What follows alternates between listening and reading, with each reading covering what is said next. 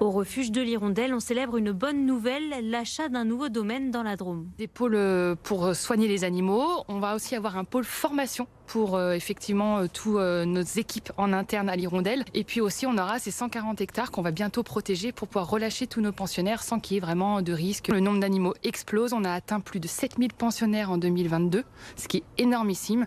Et donc, on avait besoin d'agrandir nos locaux. Les mois de juin et juillet sont les plus critiques. Le centre est régulièrement saturé.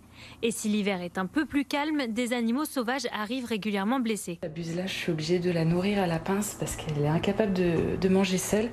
Elle a été trouvée dans le jardin des personnes. Elle a une paralysie des pattes et on suspecte qu'elle s'est fait tirer tout simplement. En plus des oiseaux sauvages, des mammifères sont accueillis. Ce jeune chevreuil lui a sûrement été percuté par une voiture. Le centre l'aide à se nourrir et à soigner ses plaies.